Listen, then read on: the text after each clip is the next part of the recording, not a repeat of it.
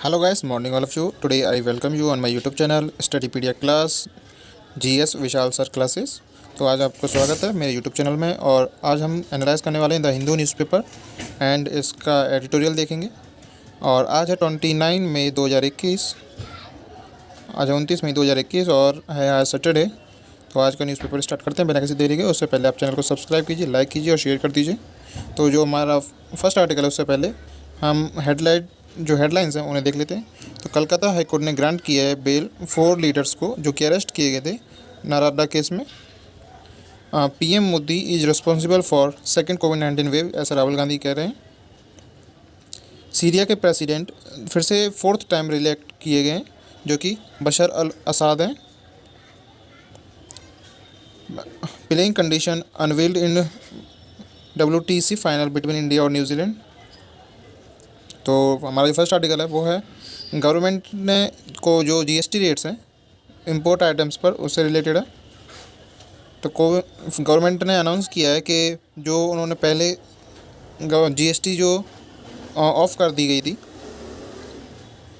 सभी import items पर, जिस पर रिलीफ दे रखा था, उन गवर्नमेंट के जो डिसीजंस पर गवर्नमेंट ने अपने डिसीजन वापस ले लिए। और टैक्स जो लगता था कोविड-19 सप्लाइज पे, इंपोर्ट जो सप्लाइज की जाती थी उन पर GST अब लागू होगा। अब जैसे कि पहले नो GST चालू था और अब 5% GST सभी वैक्सीन्स पर लगा करेगी और 12% GST सभी ऑक्सीजन सिलेंडर्स पर और मेडिसिन और अदर मटेरियल जो कि ट्रीटमेंट के लिए यूज़ किए जाते हैं इन्फेक्शन को। तो इससे पहले जो सेकेंड वेव जब से आई है तो उसमें जो मिनिस्ट्री जो बैठी थी उसमें GST का जो रिलीफ दे रखा था वो 8 जून से सभी कोविड-19 के जो एसेंशियल इक्विपमेंट्स हैं उनके ऊपर दे रखा था। जैसे 8 जून को सभी कोविड-19 के जितने भी इक्विपमेंट हैं और जो भी इम्पोर्टेंट चीज़ें उन सब पर GST लागू नहीं था, उस पर गवर्नमेंट ने मना कर दिया था। उसके बाद अब वो जैसे देखने मिल रहा है कि गवर्नमेंट ने अपने डिसीजन को वापस लेते हुए सभी GST लागू कर दिए। नेक्स्ट देखते हैं। नेक्स्ट हमारा आर्टिकल है जो डेथ रेट है उन कोविड-19 की वजह से। तो कोलकाता में कोविड-19 की वजह से डेथ जो 2021 में हुई है वो 4 टाइम ज़्यादा हुई हैं पिछले जो क्राइटेरिया है उससे ज़्यादा। और अप्रैल और मई में जो डेथ है वो बढ़ गई हैं 7 टाइम्स जो कि ऑफिशियली काउंट की गई थी। जैसे कि आप ग्राफ देख पा रहे होंगे तो इसमें जो रिकॉर्डेड कोविड-19 डेथ हैं, जो कोविड-19 से डेथ हुई है वो ग्रीन कलर से है ग्राफ। तो ये वाला जो नीचे जा रहा है 0 से लेके हुए ये हल्का है जो कोविड-19 से डेथ हुई है। लेकिन जो डेथ बढ़ी है तो ये ब्लू ग्राफ है जिसका मतलब टेस्ट नहीं हुआ है कि कोविड-19 है कि नहीं है, लेकिन डेथ रेट जो बढ़ी है जैसे कि ये स्लो चल रही है ब्लू में, जो पर्पल लाइन के ऊपर है लाइन यहाँ से कम हो गई थी और उसके बाद अब ये ऊपर बढ़ा हुआ एकदम ग्राफ 300 के ऊपर काउंट हो गया जो कि 7 टाइम्स ज़्यादा है पिछले ऑफिशियली काउंट से। नेक्स्ट है कोवैक्स आउटपुट साइकिल में हिट सेंटर डेडलाइन। तो जो कोवैक्सीन है इंडिया की हमारी वैक्सीन और जो कि भारत बायोटेक मैन्युफैक्चरिंग करती है, तो उसकी जो डेडलाइन थी वो 4 महीने कर दी गई है एक बैच का जो प्रोडक्शन है उसमें।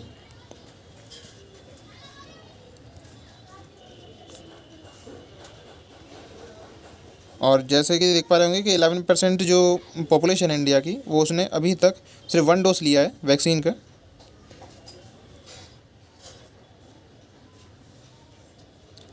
नेक्स्ट है हमारा लॉकडाउन से ऊपर। तो दिल्ली गवर्नमेंट ने अनाउंस किया है कि वो उन्होंने अनलॉक प्रोसेस स्टार्ट कर दिया है 31 मई से दिल्ली इंडिया की कैपिटल में।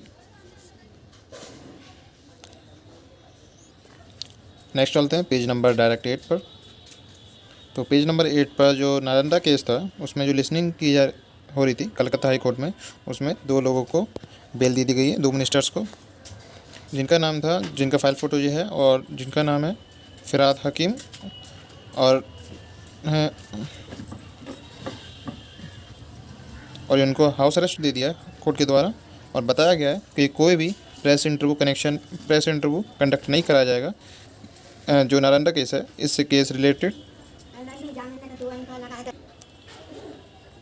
तो हमारा जो इसमें देखते हैं, तो जो नेक्स्ट है हमारा फ्रीडम फाइटर जो थे हमारे इंडिया के, टीएम कलियन्नन, उनकी डेथ हो गई है। इनके बारे में जानेंगे। ये थे इंडिया के इंडियन कॉन्स्टिट्यूशनल असेंबली के मेंबर जिनकी डेथ हुई है 101 एज पर, 101 साल पर, जो कि तमिलनाडु में हुई है। और जो मिस्टर कलियम, इनका पूरा नाम है टीएम कलियन्नन गौंडर, जो कि 10 जनवरी 1921 में जन्म हुआ था इनका, नमक्कल में। इन्होंने के जो ब्रीफली जो हिस्ट्री है इनकी, उन्होंने INC Congress, Indian national Congress 19 साल पर ज्वाइन की थी, उसके बाद इन्होंने पार्टिसिपेट किया था इंडिया के क्वाइट इंडिया मूवमेंट में, भारत छोड़ो आंदोलन में। उसके बाद ये इलेक्ट किए गए थे इंडियन कॉन्स्टिट्यूशन असेंबली में 28 साल की एज पर। उसके बाद ये रिपोर्ट किए गए youngest member Indian constitution assembly के, जो कि इंडिया की पहली प्रोविजनल पार्लियामेंट थी बिफोर इंडिया की इंडिपेंडेंस से पहले। फिर मिस्टर गौंडर ने सर्व किया member of legislative council Tamil Nadu में, और एमएलसी 3 बार जीते, 1952 और 1967, ऐसा इनकी फैमिली मेम्बर कह रही है। और जो फ्रीडम फाइटर थे, इन्होंने वर्क किया है doctor Bhimrao Ambedkar and former chief minister Kamaraj के साथ। इतना सब कुछ है। और नेक्स्ट देखते हैं डाउरी के जो सिस्टम होते हैं, जो कुछ सोसाइटी ने बना रखा है, तो उसमें जो सेक्शन है उसका स्कोप सबसे ज़्यादा सेक्शन 304B का है। तो 304B का जो स्कोप है वो प्रोविज़न है जो डाउरी डेथ होती है, जो कि battle against long standing social evil, जो सोसाइटी के लिए एक खतरनाक दिमाग की तरह है, जिसकी वजह से डाउरी की वजह से लोग मारे जाते हैं। तो उस पर जो सेक्शन लगता है वो 304B लगता है, ऐसा पीनल प्रोविज़न ने बताया है कोर्ट के द्वारा। नेक्स्ट देखते हैं। नेक्स्ट है इंडिया ने देखा कि जो स्टडीज़ हैं वायरस ओरिजिन पर ज़्यादा करने के लिए जो फोकस है वो करने के लिए कहा है। वर्ल्ड जो हेल्थ असेंबली है वो रिव्यू करने के लिए चाइना गई थी, ताकि जो WHO ने की और वर्ल्ड हेल्थ असेंबली के द्वारा WHO की एक स्पेशल टीम भेजी गई, ताकि जो वायरस के जो ओरिजिन था कोविड-19 का, उसके बारे में पता कर सके, और जिसका फुल नेम था नोवेल कोरोना वायरस, जो कि डिसीजन मेकिंग बॉडी थी, बनाई गई थी WHO के द्वारा, जो कि रिव्यू करेगी स्पेशल टीम के द्वारा, जिसमें 120 पेज की रिपोर्ट सबमिट की गई थी WHO में, जिसमें जितने भी हाइपोथेसिस थे वो पॉसिबली ओरिजिन थे, कौन सी लैब से लीक किया गया वायरस, कब आया था वायरस, और कब सोसाइटी के अंदर वर्ल्ड में ये फैल गया, इतना इसमें बताया गया है। नेक्स्ट देखते हैं। इस आर्टिकल में जो बताया गया है वो चिल्ड्रंस के ऊपर है, जो कि सबसे ज़्यादा हाई रिस्क पर है यंग जनरेशन में कोविड-19 की वजह से। तो इसमें ज़्यादा कुछ है नहीं है। नेक्स्ट देखते हैं। जो बोर्ड एग्ज़ाम हैं क्लास 12th के और 10th के, जो CBSE जो ICSE बोर्ड है एग्ज़ाम, वो कैंसिल किए गए ड्यू कोविड-19 हेल्थ क्राइसिस की वजह से। तो उनके बारे में जो कोर्ट ने बताया है कि सेंटर बताएगा इस इशू को रिसॉल्व करके 1 जून की अनाउंसमेंट में। तो 1 जून तक पता चल जाएगा कि 12th एग्ज़ाम बोर्ड कंडक्ट कराए जाएंगे कि नहीं कराए जाएंगे। नेक्स्ट है जो इंडिया के एक्टिविस्ट हैं जो हेल्प करते हैं और जिन लोगों का बहुत बड़ा योगदान है। तो सेंटर ने डिसाइड किया है कि 100 रुपये ज़्यादा नहीं है हर एक बच्चे के लिए, ताकि जो मिड डे मील है चिल्ड्रन के लिए वो प्रोवाइड की जा सके, ताकि चिल्ड्रन की हेल्प हो सके सभी की। नेक्स्ट है प्राइम मिनिस्टर मोदी ने, इंडिया के हमारे प्राइम मिनिस्टर ने तो अनाउंस किया है 100 करोड़ का बजट हेल्प 3 स्टेट के लिए। तो ये अनाउंस इसलिए किया गया क्योंकि जो इंडिया के ईस्ट साउथ में जो बे ऑफ बंगाल है हमारा, तो उसमें यश जो साइक्लोन आया है उसकी वजह से जो डिस्ट्रक्शन हुआ है और इकोनॉमिक डिस्ट्रॉय हुआ है और इकोनॉमिक जो क्राइसिस आया है उसकी वजह से 100 करोड़ का बजट अनाउंस किया गया। तो तीन स्टेट के लिए किया गया है। तो तीन स्टेट जो कौन सी हैं, उड़ीसा, वेस्ट बंगाल और झारखंड। तो उड़ीसा के अंदर 500 करोड़ का अभी दिया जाएगा फंडिंग, और 500 करोड़ की अनाउंस की जाएगी वेस्ट बंगाल और झारखंड के लिए, ताकि जो डैमेज हुआ है यश की वजह से उसे रिकवर कर सकें। नेक्स्ट देखते हैं, इंडिया ने जो पर डे केसेस आता है वो आर्टिकल है। तो पर डे केसेस में इंडिया ने 1,70,000 अप्रॉक्सीमेटली न्यू केसेस देखने के लिए मिल रहे हैं कोविड-19 के, जिसमें कि ऑल ओवर डेथ जो रिकॉर्ड हो रही है कोविड-19 की वजह से 3,500 3500 से ज़्यादा डेथ रिकॉर्ड की गई हैं। उड़ीसा ने एक्सटेंड किया है टेंडर प्रोसेस वैक्सीन के लिए। तो उड़ीसा ने जो टेन्योर था वैक्सीन के लिए, जो मैन्युफैक्चरिंग थी, उसका जो सबमिशन है वो 4 जून तक कर दी है, यानी कि अभी से 1 वीक ज़्यादा, ताकि जो प्रोडक्शन है इंटरनेशनल मार्केट में की जा सके। नेक्स्ट है स्पेशल जीएसटी जो इंडिया ने इम्पोज की है, उसमें जीएसटी जो पहले मना कर दी गई थी, रिलीफ देने के लिए कहा था, जो कि इम्पोर्टेड आइटम्स होंगे, सभी इम्पोर्ट आइटम होंगे, सभी कोविड-19 एसेसरीज से रिलेटेड, उन सब पर जीएसटी रिलीफ दे रखा था। अब गवर्नमेंट ने अपनी जो वर्ड्स थे वो वापस ले लिए और सभी वैक्सीन्स पर 5% जीएसटी लगा करेगी, और अदर जो सिलेंडर्स हैं, ऑक्सीजन सप्लाईज हैं, उन सभी पर 12% जीएसटी लगा करेगी, ऐसा गवर्नमेंट का बोलना है।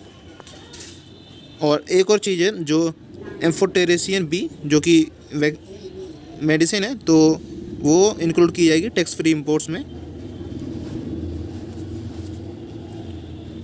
नेक्स्ट देखते हैं, ये हमारे किसी नहीं है। तो नेक्स्ट है हमारा जो वर्ल्ड न्यूज़ से पेज नंबर 13। तो जयशंकर, इंडिया के जो हमारे एक्सटर्नल अफेयर मिनिस्टर हैं, एस जयशंकर, तो वो अभी विज़िट पर गए हैं अमेरिका। यहाँ पर उन्होंने मीट की है एनएसए के साथ, नेशनल सिक्योरिटी एजेंसी के जो अमेरिका के हैं, उनसे मीट किया है, और प्राइवेट सेक्टर्स में, ताकि जो मीटिंग है दोनों के ऊपर जो डिसीजन हुआ है वो ग्लोबली और रीजनल इशू पर बात की गई है मीटिंग में, और कैसे कोविड-19 से फाइट कर सकें।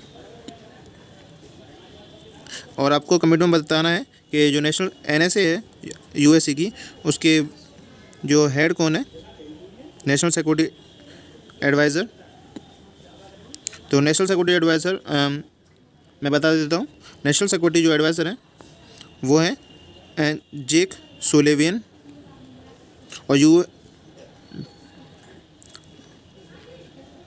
नेक्स्ट देखते हैं, इंडिया ने वॉच की काफ़ी गौर से देखा है, जो श्रीलंका में एक प्रोजेक्ट बनना है जो कि फुली ऑपरेट किया जा रहा है श्रीलंका के द्वारा पोर्ट सिटी में। तो इसमें श्रीलंका ने इनवाइट किया है सभी इंटरनेशनल इन्वेस्टमेंट को कोलंबिया पोर्ट सिटी में। यहाँ वो डिस्क्राइब करेगा पूरी श्रीलंका प्रोजेक्ट को। ये न्यू दिल्ली के ऑफिशियल सोर्सेज का कहना है।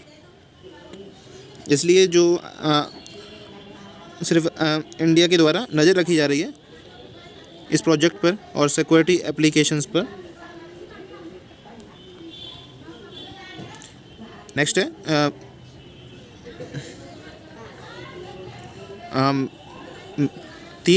एक मैन ने 3 फ्रेंच पुलिस ऑफिसर्स को गोली मार के हत्या कर दी गई। ये वारदात फ्रांस की है, पेरिस की।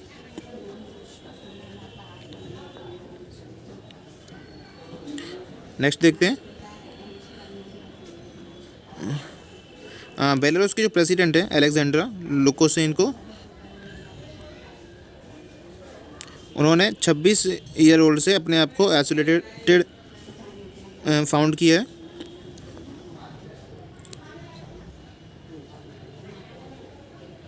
क्योंकि वो अरेस्ट किए गए थे मिन्स्की लैंड पर, जो कि रशिया के अंदर है। और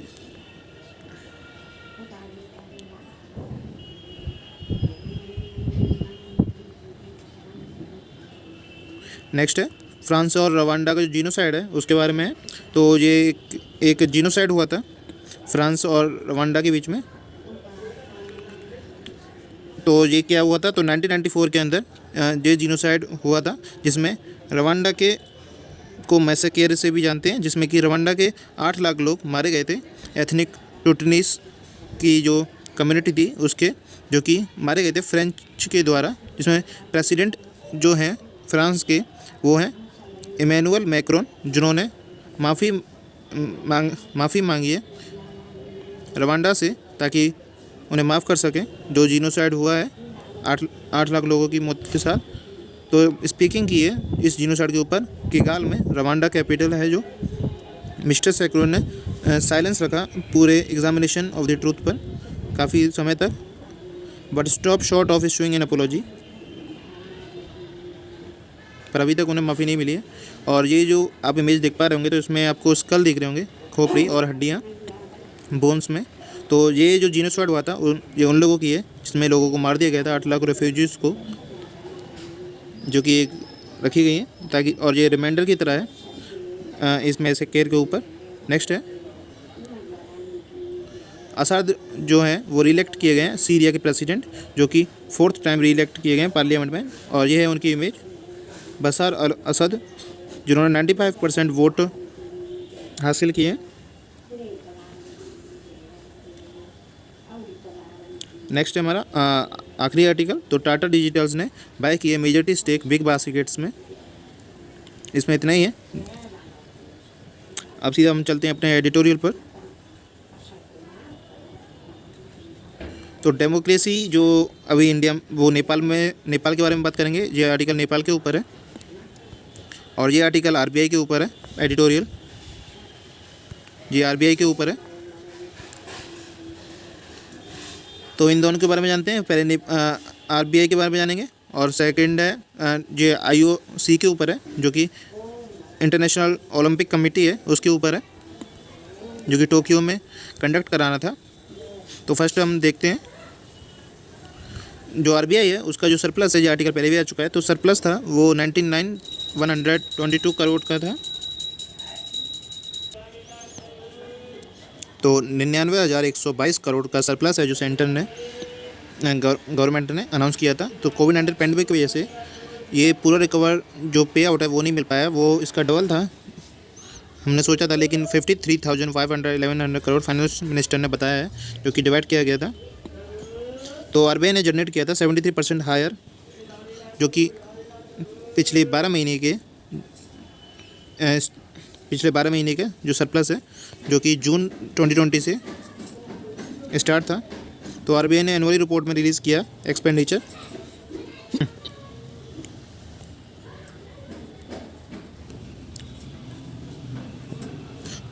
रिलीज़ किया थर्सडे को, जिसमें शार्प 63% कॉन्ट्रैक्शन था एक्सपेंडिचर पर, जो कि सरप्लस को बूस्ट करने के लिए आरबीआई के उसमें बहुत सी भूमिका निभाई गई हैं। जैसे कि इंडिया में जो इनकम गिरी है, क्योंकि जो अनएम्प्लॉयमेंट रेट है उसकी वजह से 11% तक सरप्लस बढ़ सकता है, ऐसा आरबीआई को मानना है। तो जो बिगेस्ट कंट्रीब्यूशन है जो रियल टर्म का, वो 50,629 करोड़ का है, जो कि एक्सचेंज गेन किया जाएगा सेंट्रल बैंक के द्वारा, जिसमें फॉरेन एक्सचेंज ट्रांजैक्शन जिसे कहा जाएगा। नेक्स्ट देखते हैं, सीधा नेपाल के बारे में जानते हैं। जो नेपाल की डेमोक्रेसी है उसके ऊपर, तो कई सालों से देखा जा रहा है कि जो नेपाल है उसमें कई डिसोल्यूशन पार्लियामेंट के हुए हैं। तो अभी जो दिसंबर से मई तक चला है, जिसमें प्राइम मिनिस्टर पीएम ओली हैं, उनका भी डिसोल्यूशन हुआ है और न्यू पार्टी आने के लिए बताया गया है। तो जो स्ट्रगल चल रहा है पॉलिटिकल पार्टीज़ में और लीडर्स में नेपाल के, वो एक खतरनाक गेम प्लान है नेशनल और इंटरनेशनल फोर्सेस का, जो कि फेडरल रिपब्लिक डेमोक्रेटिक कॉन्स्टिट्यूशन को ख़त्म करना चाहते हैं नेपाल में और रिस्टोर करना चाहते हैं पुराने हिंदू मोनार्शियल स्टेट को। और जो पार्टीज़ हैं जो कि अभी हेड की जाती है prime minister KP Sharma Oli के द्वारा, जो कि हिंदू मोनार्शियल फोर्सेस हैं नेपाल में, और राष्ट्रीय समाज सेवक संघ इंडिया की, जो कि सेक्शन जनता समाजवादी पार्टी है, महंता ठाकुर और राजेंद्र महतो की। और इसमें जो बताया गया है जो नए हैं वो ऑटोक्रेटिक रूल चाहते हैं। और अभी जो टेक केयर मोड है नेपाल के जो प्रेसिडेंट हैं विद्या देवी भंडारी और मिस्टर ओली जो प्राइम मिनिस्टर हैं, उनकी जो अनपॉपुलर और इलीगिमेटिव जो रिजाइन है काठमांडू में, उनका एक गेम देखा जा रहा है एक तरीके से, जो पार्लियामेंट है। और जो ऑब्जेक्टिव है, ये जो प्रेजेंट कॉन्स्टिट्यूशन है उसको फिर से अनडॉक करा जाएगा ताकि वापस लाया जाएगा। जो कालापानी और लिम्पियाडोरा मैप जो इंडिया से नेपाल के साउथ वेस्ट के अंदर जो जगह है कालापानी और लिम्पियाना, जो कि इंडिया के उत्तराखंड में सिचुएटेड है, वो वापस ले ली थी। तो उनका इंडिया और नेपाल का जो बाउंड्री इशू है वो भी रिसॉल्व, सीरियस एक पॉलिटिकल डायलॉग होगा दोनों कंट्रीज़ के बीच में। और इस जो गैप है दोनों पार्टियों के बीच में, उसमें प्रोमिसेस किए गए और डिलीवरी जो की गई थी, जितने प्रॉमिस किए गए थे नेपाल के द्वारा, वो सभी अपॉइंटमेंट है गवर्नमेंट के द्वारा नेपाल की। और इसीलिए पब्लिक डोमेन में जो नेपाल में फील की गई है अपोजिशन अलायंस के द्वारा पिटीशन सुप्रीम कोर्ट में, जिसमें डिमांड किया गया है नेपाल की जो कांग्रेस पार्टी है शेर बहादुर डोबा, वो डिक्लेयर करेंगे न्यू प्राइम मिनिस्टर को, वही न्यू प्राइम मिनिस्टर जो कि शेर बहादुर डोबा है। और हाउस ऑफ रिप्रेजेंटेटिव को रीइंस्टॉल करेंगे नेपाल के अंदर, जिन्होंने 146 जो मेंबर हैं वो डिसॉल्व हो गए थे हाउस ऑफ रिप्रेजेंटेटिव्स में। तो जो पार्टीज़ के जो नंबरिंग है वो 61 नेपाल कांग्रेस से हैं, और 49 कम्युनिटीज पार्टी नेपाल की, और 23 हैं माधव नेपाल फंक्शन, और 12 हैं जेएसपी, और 1 है राष्ट्रीय जन मोर्चा नेपाल की। तो जो मिस्टर डोबा हैं वो प्रेजेंट करते हैं सिग्नेचर 149 लॉ मेकर्स में, जो कि प्रूव करते हैं कमांड को मेजॉरिटी के साथ कि जो न्यू गवर्नमेंट है नेपाल की, वो इस क्राइसिस फेज से निपट सकती है। और इसमें अगर हम देखें, जो नेपाल का जो क्रॉस राइड जो फंक्शन चल रहा है, वो नेपाल प्रोटेस्ट कर रहे हैं डेमोक्रेसी के लिए, जो कि एक्शंस हैं पॉलिटिकल अपॉर्चुनिटीज़ के लिए कई सारे लोगों के लिए। और जो पॉलिटिकली मिस्टर ओली और मिस्टर भंडारी हैं, प्रेसिडेंट जो हैं मिस भंडारी, वो की एक तरीके से प्रोस्पेक्ट्स हैं दोनों के बीच में, ताकि डेमोक्रेसी को नेपाल की फिर से वापस ले सके, जो कि अभी सही से नहीं चल रही है। तो एक तरीके से कहावत की तरह कहें कि रोड सामने है जो कि इजी नहीं है, लेकिन स्ट्रगल करते हुए आगे बढ़ेंगे तो एक दिन डेमोक्रेसी को रिसॉल्व कर सकेंगे। और जो अपोजिशन अलायंस है make a resolve and fight back, it will give a new republic will gain in to long term. तो जो डेमोक्रेसी है वो बिना रुके चलते जाने पर कुछ समय बाद, मतलब बहुत समय बाद, आपको एक दिन वो मिली जाती है। नेक्स्ट देखते हैं, ये है हमारा आईओएल के द्वारा। तो जो हमारा फर्स्ट गेम खेला गया था इंटरनेशनल ओलंपिक कमेटी के द्वारा, वो खेला गया था एथेंस में और 1896 में। जो उसके बाद जो पास्ट जो गिफ्ट हुए थे वर्ल्ड वार के अंदर 1916, 1940 के जो इवेंट थे वो भी खेले गए थे कोल्ड वार ईयर्स में, जिसमें वेस्टर्न और ईस्टर्न के जो ब्लॉक्स थे कंट्रीज़ के, वो बैकआउट किए गए थे 1980 और 1984 के गेम में। और पैंडेमिक जो बिगर ऑब्स्टिकल था वैक्सीनेशन ड्राइव में, जो कि कई मुसीबतों से जो वायरस फैल रहा है। और यूरोपियन जो फुटबॉल है, इंटरनेशनल क्रिकेट और ग्रैंड स्लैम टेनिस की, वो भी फिर से कंडक्ट कराई गई थी, जो कि कोविड-19 के प्रोटोकॉल्स को फॉलो करते हुए ये सब गेम खेले गए थे, फुटबॉल, इंटरनेशनल क्रिकेट और ग्रैंड स्लैम टेनिस। इसी तरीके से आईओसी चाहती है कि गेम कंडक्ट करा जाए 23 मई से 8 अगस्त तक 2021 में। कोरोना वायरस पेंडेमिक की वजह से जो बीबीसी की जो रिपोर्ट है वो 1.9 पॉपुलेशन फुली वैक्सीनेटेड है कोविड-19 से, जिसमें कि डेथ हुई है 7 लाख और 12,000 डेथ बताई है। सॉरी, जो 7 लाख है वो वैक्सीन है, इन्फेक्शन है, और जो डेथ बताई है 12,000 मेजर टिप है। तो आईओसी चाहता है कि कंडक्ट हो गेम 23 जुलाई से 8 अगस्त तक इंटरनेशनल ओलंपिक कमेटी के द्वारा, क्योंकि जो बजट है दोनों इस पे जो पिछली बार 2020 में कंडक्ट कराना था आईओसी, जिसमें पोस्टपोन्ड की वजह से फर्स्ट वेव कोविड-19 पेंडेमिक में इसका जो बजट है 15.4 बिलियन वो डगमगा गया था। तो वो फिर से कंडक्ट कराने के लिए कहा जा रहा है और इस बार पोस्टपोन नहीं हो सकता, क्योंकि जो बजट है उसके वजह से इसकी जो रिवर्किंग है वो अफोर्ड नहीं कर पाएगी। तो दोस्तों वीडियो इतना ही। तो चैनल को सब्सक्राइब कीजिए, लाइक कीजिए और शेयर कर दीजिए, और वीडियो अच्छी लगी हो तो सब्सक्राइब करके बेल आइकन जरूर दबाएं। Thank you.